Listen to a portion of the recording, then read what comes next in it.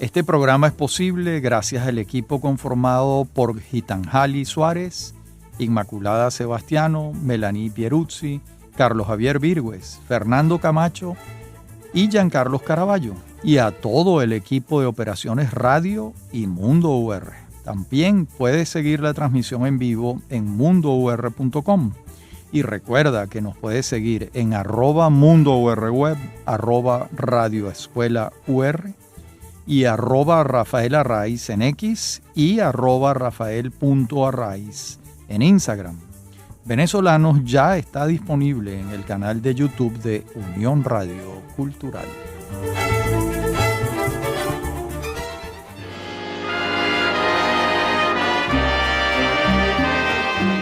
Bienvenidos todos a Venezolanos.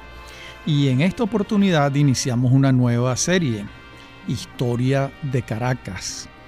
Y en este primer capítulo nos vamos a dedicar a la fundación de la ciudad. Pero también vamos a dar contexto. Recordemos que la aventura pobladora española en Venezuela comienza por las costas de Oriente y las de Occidente. Los primeros asentamientos van a ubicarse en la isla de Cubagua. Allí hay un placer de perlas que operó como un imán y a partir de 1510, pocos años después, en Cumaná, también se establecieron los primeros franciscanos y dominicos a partir de 1514. Hay una accidentada permanencia en Cumaná con varios cambios de denominaciones. Comienza en 1521 hasta que es reconocida como una ciudad en 1591. Varias fundaciones. Y Pedro González Cervantes fundará la Asunción en la isla de Margarita en 1562. En el extremo opuesto, en la península de Paraguaná, Juan de Ampiés funda Santana de Coro el 26 de julio de 1527. Por cierto, cuando estábamos en la escuela primaria, pronunciábamos mal el apellido y decíamos Juan de Ampiés. No, es Ampiés, porque es una contracción, su apellido era una contracción de la expresión ambos pies. Bueno, y el período de los Welser, esa casa alemana que gobierna a Venezuela entre 1529 y 1546, no se distinguió por la fundación de ciudades. Estos alemanes estaban en otra tarea. ¿Qué hacían? Buscaban riquezas minerales que les permitieran resarcirse los recursos con los que habían contribuido para la coronación de Carlos V.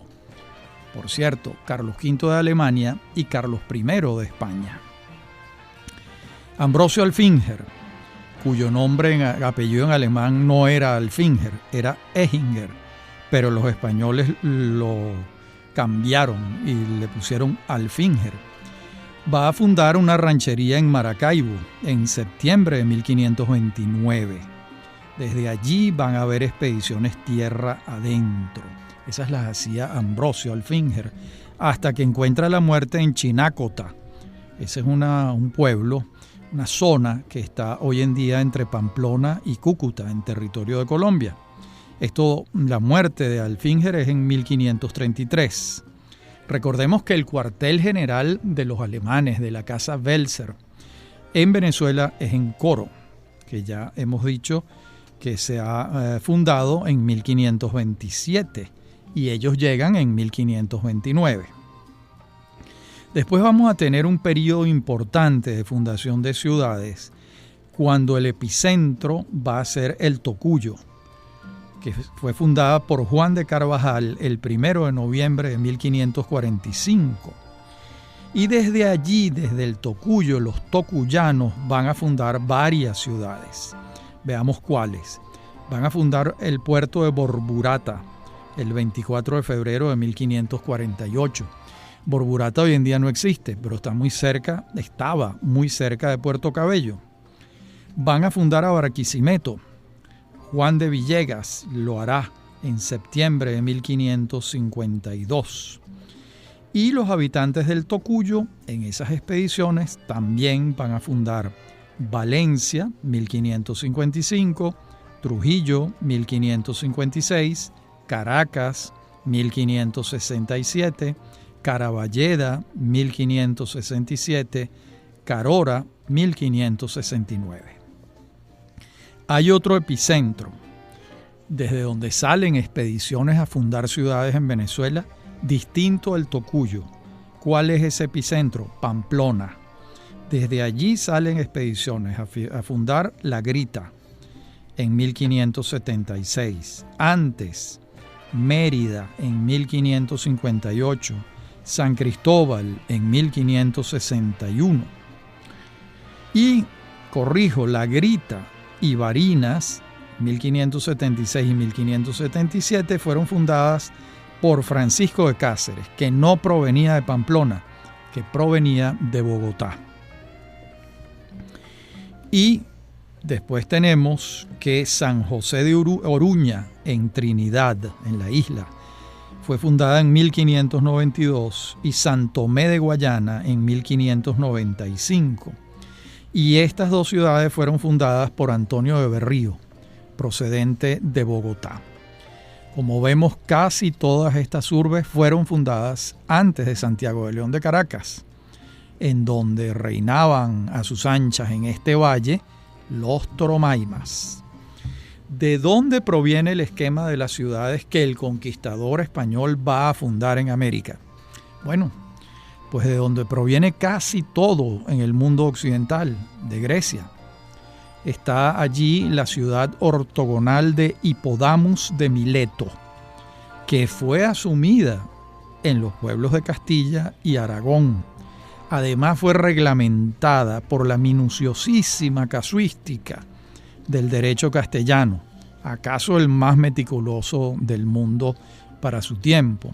Y luego, para el caso específicamente americano, el rey Felipe II va a dictar las ordenanzas de descubrimiento y población dadas por Felipe II en el bosque de Segovia el 13 de julio de 1573. De modo que todas las ciudades fundadas antes de esta fecha comenzaron a crecer sobre la base de la costumbre castellana, ya fundamentada jurídicamente. Lo que hace la ordenanza de Felipe II es darle cuerpo, singularidad jurídica al caso específicamente americano. Por supuesto, todo esto se refiere a la estructura espacial de la ciudad y a su futuro crecimiento. Un asunto distinto fue lo que significó para la corona la conformación de una red de ciudades en sus provincias americanas.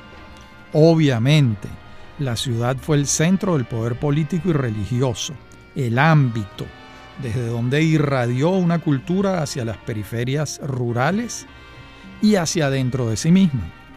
De modo que no exageramos al afirmar que la ciudad fue el epicentro de la voluntad imperial española y también el núcleo desde donde surgió la negación del imperio 300 años después y la creación de las repúblicas. La creación de las repúblicas es un fenómeno urbano, porque en los cabildos, que es la institución protagonista de la creación de las repúblicas, están en las ciudades. Bueno, vamos a ver ahora, antes de llegar a la fundación definitiva de la ciudad de Caracas por parte de Diego de Lozada, los intentos iniciales. Comienzan con las incursiones de Francisco Fajardo. Él era un mestizo. Era hijo de Diego Fajardo y de la indígena guayquerí Isabel. Los guayquerí son los de Margarita. Y esa primera incursión es en Chuspa, en 1555. Allí llega Francisco Fajardo al mando de una mínima tropa de 20 guayqueríes y 3 españoles, que son recibidos con alegría y amistad por los aborígenes, y luego regresan a Margarita. Es una primera incursión. Luego viene otra de Francisco Fajardo en Catia-la-Mar, en 1558. En ese entonces no se llamaba Catia-la-Mar, sino Catia solamente. Y allí él se vale del parentesco que tenía con Naiguatá. Naiguatá era un cacique que era hermano de su madre. quien también venía en la expedición. Isabel también venía, de modo que esta expedición ya es más grande, trae 200 indígenas. Y al ver su tío Naiguatá y el cacique Guaymacuare, que era un contingente muy grande de gente, le indican que pueden establecerse en Catia, lejos de Naiguatá, que es donde gobernaba este cacique. Bueno, de más está decir que esta segunda incursión de Fajardo fue recibida con mal semblante ya por parte de los dueños y señores de la región. Y después de fijado el sitio en Catia, Fajardo y los suyos siguen penetrando en el Valle de los Toromaymas, y esto ocurre en 1560. Entonces van a fundar la villa de San Francisco, que fue el primer asentamiento que hubo a orillas del río Guaire. Aclaremos que la denominación Caracas no corresponde con las distintas maneras como se hacían llamar los aborígenes, pobladores de la zona. Todo lo contrario. Lo auscultado por el hermano Nectario María en el Archivo de Indias de Sevilla, tenemos lo siguiente. Los Toromaymas eran los habitantes del Valle del Guaire, los Mariches, los de Petare y parte del río Tuy, y además dominaban la costa y las montañas vecinas, los Tarmas, los Paracotos, Chagaragotos, Chavaros, Tomusas, Quiriquires, Mayas y Meregotos, y algún otro que se haya podido escapar a la lista de este gran investigador histórico, el hermano Nectario María. En la próxima parte del programa seguimos con el vocablo Caracas. ¿Qué significa? En breve continúa Venezolanos. Somos Unión Radio Cultural.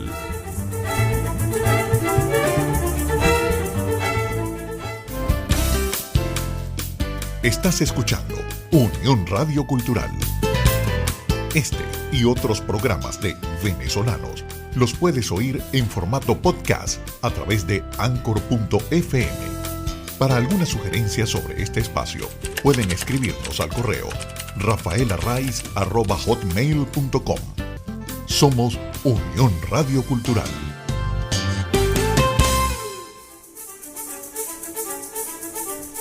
Estamos de regreso con Venezolanos. Somos Unión Radio Cultural.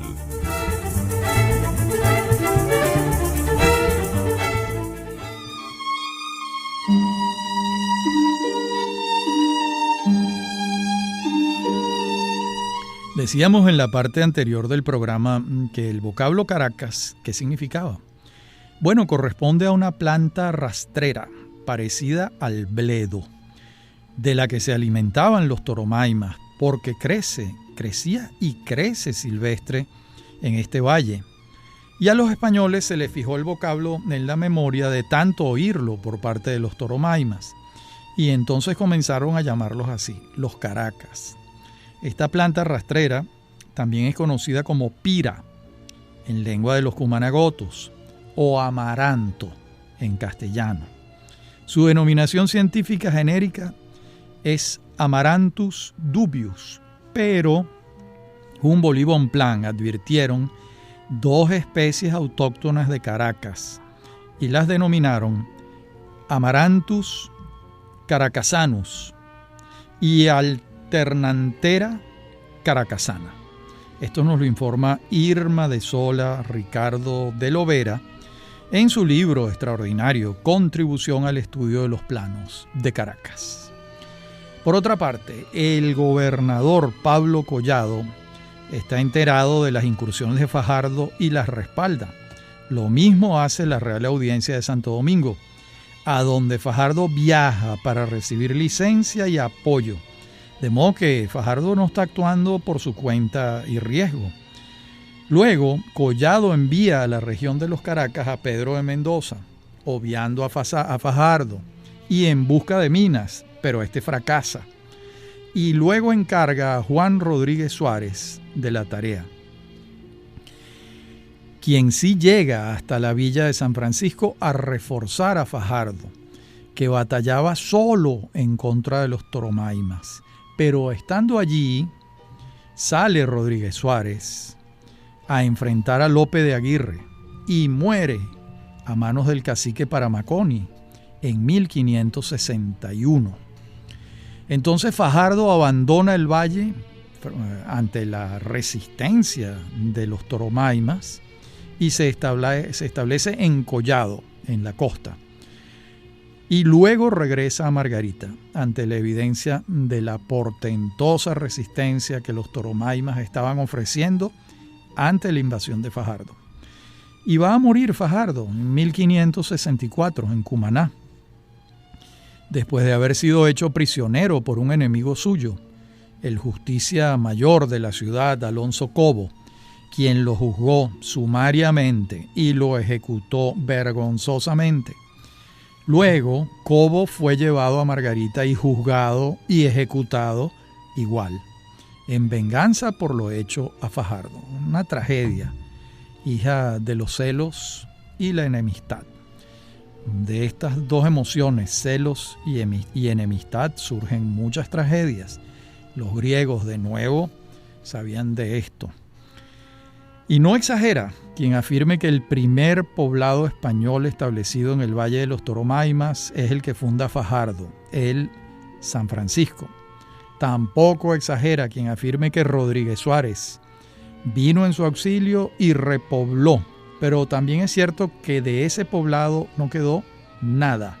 Fue abandonado por sus fundadores, arrasado por los aborígenes, de modo que cuando Losada funda, lo está haciendo sobre la nada. Ese poblado del Valle de San Francisco no quedó absolutamente nada, solo cenizas. Bueno, y los hechos narrados antes cuentan con una fuente privilegiada, de donde obtenemos toda esta información, de las elegías de varones ilustres de Indias, de Juan de Castellanos, probablemente el libro de versos más extenso que se haya escrito jamás. Tiene 113.609 versos y es una crónica de aquellos primeros años de la conquista, el tiempo en que Juan de Castellanos fue testigo directo de los hechos y cronista principal. Castellanos había nacido en Alanís, Sevilla, en 1522 y viajó a América en 1539. Tenía 17 años. Vivió primero en Puerto Rico, Santo Domingo, Curazao, Aruba y Cubagua. Y ahí presenció la desaparición de Nueva Cádiz, de Cubagua, la primera ciudad fundada por los españoles en Venezuela. Luego se alistó como soldado y recorrió la costa de Venezuela y Nueva Granada hasta establecerse en Tunja en 1562. Y allí se hace sacerdote. Allí va a vivir hasta el momento de su muerte en 1607. De tal modo que las elegías las escribe en Tunja, hoy en día Colombia, a lo largo de los 45 años que vivió allí. Su obra de cronista, historiador y poeta es fundadora para Venezuela porque, junto con la de Fray Pedro de Aguado y la de Fray Pedro Simón, está entre las primeras. Y dice Juan de Castellanos de Francisco Fajardo. Voy a leer versos de Castellanos. El año 60 ya presente, sin que el gobernador se lo permita, un Francisco Fajardo diligente, mestizo de la isla Margarita, en los indios Caracas metió gente que la guerra difícil facilita. Era hijo de generoso padre y reina de la isla fue su madre. Doña Isabel la India se decía, señora principal, mujer bastante, a quien grande respeto le tenía toda la tierra firme circunstante. Y por la madre que con él venía, los indios no mostraron mal semblante. Fundó su pueblo, dicho San Francisco, para traellos a mejor aprisco. Bien, muy bonito. Y como vemos, Fajardo era hijo de un español y una indígena. Esta combinación de pareja fue la más frecuente durante las primeras décadas del siglo XVI, que es el siglo en el que estamos en este momento. ¿Por qué era muy frecuente? Bueno, porque los conquistadores venían a América jóvenes y solteros. y los que tenían esposas venían sin ellas, lo que les conducía muy rápidamente a los brazos de las indígenas. Era impensable e imposible pensar que no fuese así. Eran hombres jóvenes. De modo que el mestizaje comenzó en América tan pronto como la necesidad amatoria de los peninsulares se manifestó. Más aún, no son pocas las relaciones de españoles recién llegados a América que manifiestan su sorpresa por el cambio de costumbres que ya ostentan los que habían llegado antes al Nuevo Mundo, formando pareja con indígenas con quienes incluso ya habían procreado ferazmente. De modo que no solo ha nacido el mestizaje, sino el prototipo de un personaje que va a delinear en el tiempo, el criollo, uno que no es de la península, pero tampoco es un aborigen. Y ese mismo año de la triste muerte de Fajardo, el gobernador que sustituyó a Collado, Alonso Bernaldez, con L, y también el mariscal Gutiérrez de la Peña, Gutiérrez en este caso es nombre, intentan penetrar en la región de los Caracas y fracasan, hasta que el primero, es decir, Bernaldez, va a nombrar al teniente de gobernador Diego de Lozada para la tarea en 1566. Y el nuevo gobernador que sustituye a Bernaldez, Pedro Ponce de León, lo ratifica. La fama de Lozada lo recomendaba para este trabajo. Antes de su designación sumamos, vamos a ver, tenemos 3 incursiones fallidas de Fajardo, otra fallida de Mendoza, la abortada de Rodríguez Suárez, las inútiles de Bernaldez y de la Peña, de modo que el Valle de los Toromaimas se había convertido en una obsesión, en un reto, en un dolor de cabeza para los españoles. Y sobre la designación de Lozada va a decir Juan de Castellanos: para hacer mejor la tal jornada, puso por ser persona conocida los ojos en el Diego de Lozada, al cual antes que haga su partida, la comisión que pide le fue dada, y tal que fue su boca la medida, con deseo de ver duros castigos en tan desvergonzados enemigos. Vamos a ver ahora en la próxima parte del programa, la tercera parte, los hechos de Lozada o lozadianos, como también los podemos llamar en el Valle de los Toromaimas. Ya regresamos.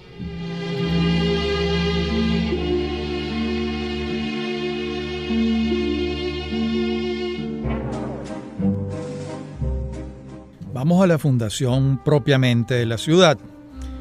Señala el hermano Nectario María en su libro Historia de la Conquista y Fundación de Caracas que Lozada partió de Barquisimeto hacia Valencia a principios de 1567.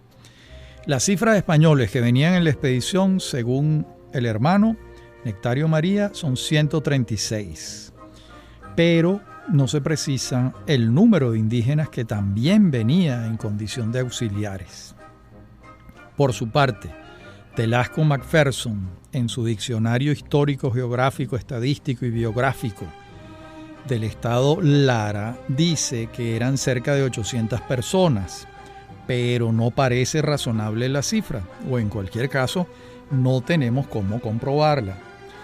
En esto, Macpherson va a seguir el error de Oviedo y Baños en su Historia de la Conquista y Población de la Provincia de Venezuela, un error perfectamente comprobado por el hermano Nectario María. En cuanto al día de la fundación de la ciudad, la polémica histórica es ingente, abundante, indetenible. ¿Por qué? Porque no se cuenta con el acta fundacional que certifique el día. En relación con el año, pareciera no haber dudas con la documentación del hermano Nectario María. El día probable es el 25 de julio de 1567, que luce razonable, como bien lo explica el hermano, pero no hay manera de comprobarlo. ¿Por qué es razonable el 25? Porque es el día del apóstol Santiago, y habría sido muy raro que Lozada no denominara a la urbe que estaba fundando con lo que prescribía el santoral de su tiempo, según la costumbre fundacional de entonces, tenía que llevar el nombre del santo del día, aunque la otra hipótesis que se esgrime es que los Losada eran la familia, eran integrantes de la Orden de Caballeros de Santiago de León y por ello el nombre de la ciudad. En cualquier caso, ante la imposibilidad de dar con el día preciso, se comprende la asunción del 25 de julio, sobre todo al estar comprobado documentalmente que la ciudad tuvo que ser fundada entre abril y diciembre de 1567. ¿Qué va a pasar una vez fundada la protourbe? La vamos a llamar protourbe porque no existía. Bueno, Losada nombra alcaldes y regidores en el marco de un cabildo que está constituyendo. Designa a Gonzalo de Osorio, su sobrino, y a Francisco Infante, alcaldes. Designa regidores a Bartolomé de Almao, a Martín Fernández de Antequera, a Lope de Benavides y a Sancho del Villar. Y luego reparte los solares. Los solares son los terrenos donde habrán de construirse las casas. Entonces comienza el mayor desafío, ya que los pobladores originarios, que se dice que oscilaban entre 10.000 y 30.000 en la zona extendida más allá del Valle de los Toromaimas, que es el Valle del Guaire, van a hacer resistencia naturalmente. Esta cifra es aproximada y la verdad no hay manera de comprobarla. Contamos con unos números empíricos ofrecidos por el gobernador Juan de Pimentel en su relación de 1578. En esa relación, Juan de Pimentel dice: viven en esta provincia unos 7 u 8.000 indios que están de buena paz y obedientes al juicio de vuestra majestad, unos 4.000 los más cercanos a este pueblo de Santiago y de Nuestra Señora. Bueno, no es gratuito que el valle fue el más difícil de conquistar para los españoles por causa de lo aguerrido de los Toromaimas y de la cantidad de gente que lo habitaba. Vamos a recordar solamente que Paramaconi dio cuenta de Rodríguez Suárez y también recordemos lo que significaba Guacaipuro en toda esta región. No exactamente en el valle, pero sí muy cerca, hacia lo que hoy en día es Los Teques. Bueno, no obstante la cifra anotada por Pimentel, los autores divergen mucho en cuanto al número de indígenas. Pareciera imposible saberlo, de modo que son cifras aproximadas. Y hacia finales del año 1567 era evidente para Losada que requería Caracas un puerto y se mueve hacia el litoral y ahí ve un sitio donde Fajardo 7 años antes había fundado el Collado.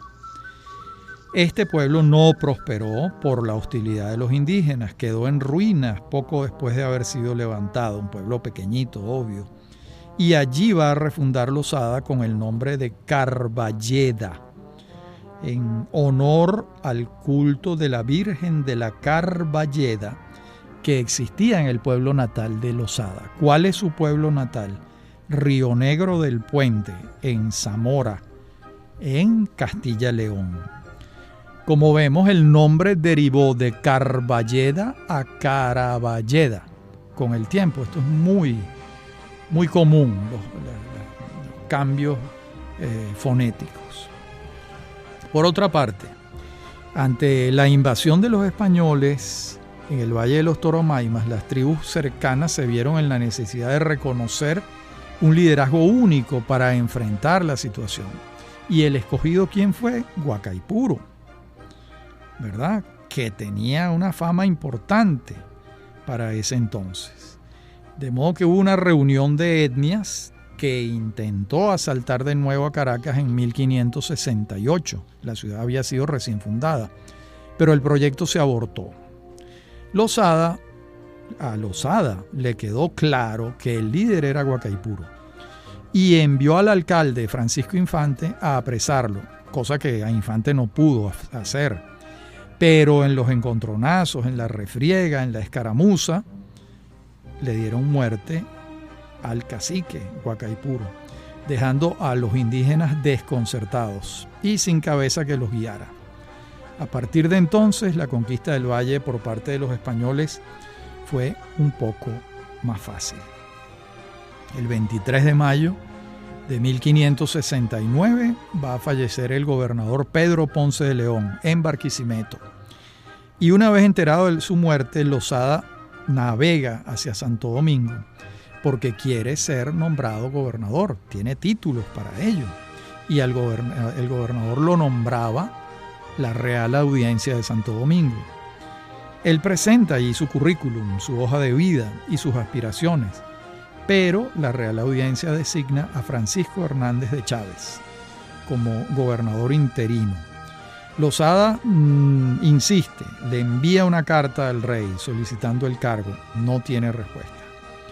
¿No eran suficientes los méritos de Losada? Por supuesto que lo eran, pero prevalecieron los vínculos familiares de Hernández de Chávez con quienes tenían que tomar la decisión en Santo Domingo. Losada regresa muy triste a Borburata y, según las elegías de Juan de Castellanos, falleció allí en el año 1569, pero no sabemos el día exacto. Dice Castellanos: después del proveimiento de la audiencia a Losada le dio cierta dolencia, volvió de la Española sin el mando y de su calentura con recelo llegó a Borburata y en llegando allí murió con harto desconsuelo, perdón de sus pecados demandando al sumo hacedor de tierra y cielo. Bien, un final melancólico para Losada, que no se compadece con lo que había hecho.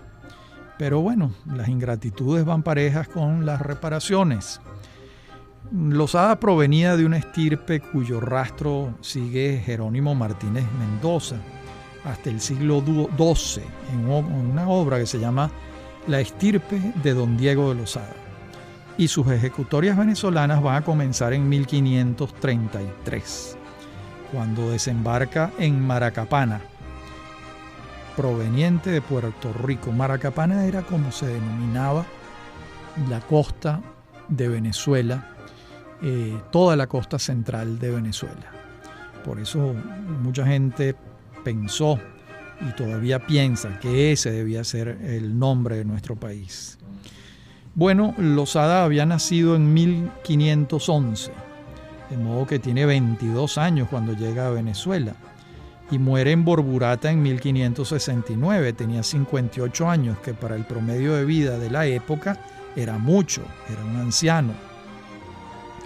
Su vida adulta va a transcurrir completa en Venezuela, salvo puntuales viajes a Santo Domingo. Lo vamos a tener en la fundación de Barquisimeto en 1552. Allí está él junto a Juan de Villegas. Este Juan de Villegas lo designa a él junto con Damián del Barrio como primer alcalde de la ciudad. El primer alcalde de la ciudad de Barquisimeto fue Diego de Losada.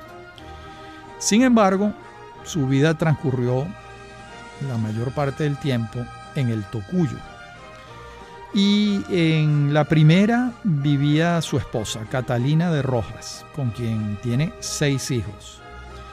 Recordemos algo, Losada prácticamente no vivió en Caracas, y tampoco sus descendientes inmediatos. De hecho, su hijo Francisco de Losada fue alcalde del Tocuyo, al igual que su otro hijo, Diego, que muchas veces lo confunden con él porque tiene el mismo nombre. Bueno, en la última parte del programa vamos a seguir viendo todos estos episodios que se desprenden de la fundación de la ciudad de Caracas. Ya regresamos. En breve continúa Venezolanos. Somos Unión Radio Cultural.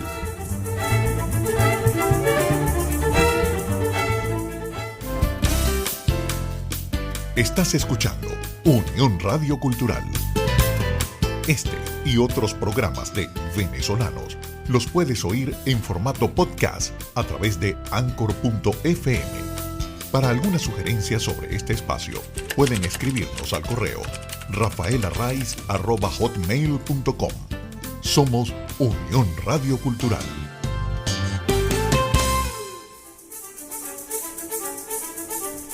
Estamos de regreso con Venezolanos. Somos Unión Radio Cultural.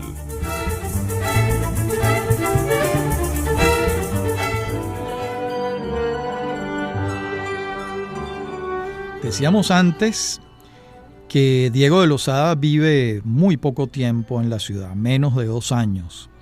Pero los 136 expedicionarios que llegaron con él sí permanecieron muchos, toda su vida, y sus descendientes, muchísimos años en la ciudad. Y la verdad es que de aquella nómina fundadora, varios nombres vamos a hallarlos de nuevo y durante muchos años en tareas principales. Por ejemplo, Francisco Infante, Bartolomé Almao, Alonso Andrea, Gabriel de Ávila, quien le da nombre a la montaña que preside la ciudad, ya que formaba parte de los territorios que Lozada le asigna a él. Damián del Barrio, un hombre de similar rango que Lozada. Recordemos que Damián del Barrio, al igual que Lozada, había sido alcalde de Barquisimeto. También van a vivir aquí sus descendientes Lope de Benavides, Justo de Esqué, Vicente Díaz, Sebastián Díaz Alfaro, Juan Fernández de León, Pedro Alonso Galeas, Diego de Henares Lezama, Gonzalo de Osorio, los hermanos Ponce de León, Francisco, Pedro y Rodrigo, hijos del gobernador Pedro Ponce de León, Francisco Ruiz, Cristóbal Cobo, Alonso Ruiz Vallejo, Lázaro Vázquez, Sancho del Villar. Bueno, y entre estos primeros que he mencionado, que se quedan a vivir aquí, hay uno muy importante, que es el encargado por Lozada para hacer el trazado de la ciudad. ¿Quién traza la ciudad? Diego de Henares Lezama. Sobre esto no hay ninguna duda, ya que esto lo testifica el capitán Juan de Lezama, su hijo, en 1608. Él afirma lo siguiente: por ser el susodicho persona de grande capacidad e ingenio, el dicho general Diego de Lozada, cuando pobló esta ciudad, le remitió y encomendó que lo trazase y anivelase para su fundación, y lo tomó a su cuidado, dispuso y señaló la plaza, calle y solares de la forma y manera que hoy permanece. Este es el trazado de Diego de Henares, que va a ser el que recoge el primer mapa que tuvo la ciudad, que fue encargado por el gobernador Juan de Pimentel en 1578, cuando él redacta la relación. En este caso la palabra relación quiere decir la crónica de los hechos. Va a añadir el mapa que ha mandado hacer. Bueno, y cuando uno revisa las actas del Cabildo Caraqueño entre 1573 y 1600, va a advertir que muchos de los que llegaron con Lozada fueron factores principales de la ciudad. Hubo otros que llegaron después y muy pronto se tornaron indispensables para el proceso de consolidación de la urbe. Una tarea que suponía destrezas bélicas particulares, ya que la pacificación de los indígenas era indispensable. Este será el caso de Garci González de Silva, como veremos luego. Antes recordemos que el Cabildo es una institución de origen castellano de la Edad Media, concentrada en el gobierno urbano. Esta institución del Cabildo se trasladó a América y aquí experimentó un auge que ya en España había perdido. El Cabildo ordinario estaba compuesto por regidores, quienes a su vez escogían con elecciones internas a los 2 alcaldes ordinarios que duraban 1 año en sus funciones. Por eso esos alcaldes se llamaban cadañeros, un alcalde cada año, cadañeros. La elección siempre ocurría en enero y en 1591 una cédula real ofreció los cargos de regidores en venta en busca de recursos. Y se dio entonces inicio a la formación de una suerte de oligarquía urbana, ya que quienes podían comprar los cargos eran los adinerados de la ciudad, que no eran muchos y tampoco mucho dinero tenían. ¿De qué se ocupaba el cabildo? Del funcionamiento de la urbe. Mercados, policía, ordenanzas. Tenía funciones judiciales de primera instancia en todos los órdenes. Del cabildo formaban parte el alférez real, que era un cargo honorífico, el alguacil mayor, encargado de la policía local, el fiel ejecutor, encargado del abasto de víveres de la ciudad, el depositario general, que recibía prendas en garantía cuando había litigios, el escribano, que llevaba por escrito los asuntos del cabildo, lo que hoy en día hace un secretario, los procuradores de número, que atendían los pleitos de los vecinos, estos eran unos jueces de paz, hoy en día serían los alcaldes provinciales, que eran los encargados de la vigilancia extraurbana. Miren, es sorprendente ver que mutatis mutandis, esto se mantiene más o menos igual casi 500 años después en nuestros consejos municipales y nuestras alcaldías, nuestros municipios. Claro, aquí hay una diferencia. Todos estos cargos estaban en venta a partir de la cédula real que hemos referido. De allí que la consolidación de una oligarquía urbana en cabeza de los criollos no fue extraña. Tampoco su interés hacia el final del periodo colonial de alcanzar la independencia, naturalmente, porque de allí es que van a surgir la generación de los libertadores.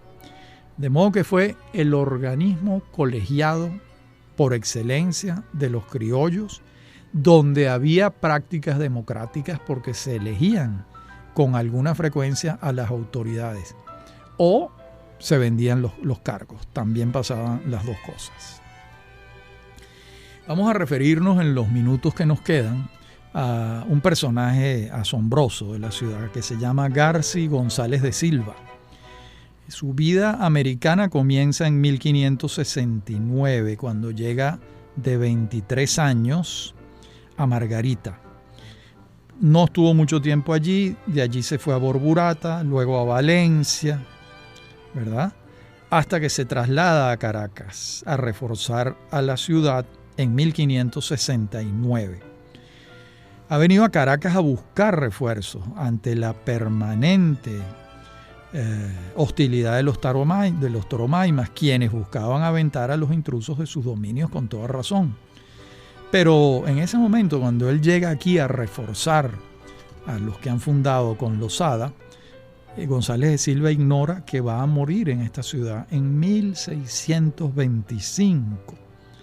O sea que va a pasar, imagínense, 55 años en Caracas y va a morir muy viejo, de 79 años. En esa época eso era una barbaridad y además inmensamente rico. Había nacido en Mérida, España, en 1546. Bueno, la lista de ejecutorias militares es la más extensa que algún español haya desarrollado en la Venezuela del siglo XVI y parte del XVII, porque él muere en 1625, como dijimos antes. En 1571 combate a los mariches, en 1572 al cacique Conopoima en Los Teques. Toma posesión de sus primeros predios en La Vega y en Catia. Allí se dedica a la agricultura. En 1573 es elegido regidor del Cabildo caraqueño y lo autorizan a explotar las minas de oro de Mamo en el litoral. Y allí va a enfrentar a los Tarmas, que son los dueños de ese territorio. En 1570 se casa con una dama principalísima, Beatriz de Rojas, una de las hermanas Rojas Queipo, de quienes descienden miles de venezolanos del centro del país. Unas genearcas, que es como se les llama en genealogía. Esto lo demuestra muy claramente el genealogista Antonio Herrera Vaillant, en su libro, su estudio genealógico, La estirpe de las Rojas. La lista de tierras asignadas a González de Silva continúa. Además, en 1578 es elegido alcalde de Caracas, luego ejerció como procurador, depositario general, otra vez alcalde, todos los cargos posibles e imaginables, y una cantidad de tierras y de minas de su propiedad muy, muy grande. Al morir, no hay duda, era el hombre más rico de Caracas y de la provincia. Hasta aquí llegamos hoy, hasta Garci González de Silva. En nuestro próximo programa seguiremos viendo todo este proceso de fundación dificultoso de la ciudad de Caracas. De modo que los invito a sintonizar hasta nuestro próximo encuentro.